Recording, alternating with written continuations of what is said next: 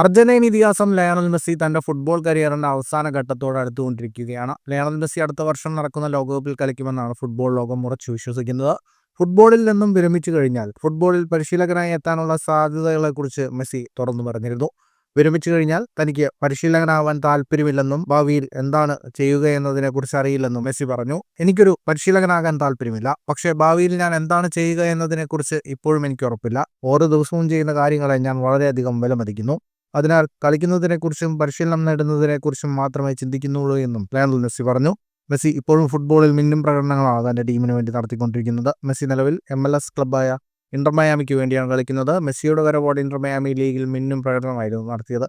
ക്ലബിന്റെ ചരിത്രത്തിൽ ഇതുവരെ ഇല്ലാതിരുന്ന ലീഗ്സ് കപ്പ് കിരീടവും മെസ്സിയുടെ നേതൃത്വത്തിലാണ് മയാമി സ്വന്തമാക്കിയത്. അതേസമയം വെനസ്വലയ്ക്കും ഇക്വഡോറിനുമെതിരായുള്ള അർജന്റീനയുടെ ലോകകപ്പ് യോഗ്യതാ മത്സരങ്ങൾക്കുള്ള ടീമിൽ മെസ്സി ഇടം നേടിയിട്ടുണ്ട്. നിലവിൽ യോഗ്യതാ ഗ്രൂപ്പിൽ ഒന്നാമതെത്തി 2026 ലോകകപ്പിലേക്ക് അർജന്റീന തങ്ങളുടെ സ്ഥാനം ഇതിനകം ഉറപ്പാക്കിയിട്ടുണ്ട്. ഫുട്ബോൾ ലോകത്തെ കൂടുതൽ വാർത്തകൾക്കും വിശേഷങ്ങൾക്കുമായി സ്പോർട്സ് കഫേ സബ്സ്ക്രൈബ് ചെയ്യുക.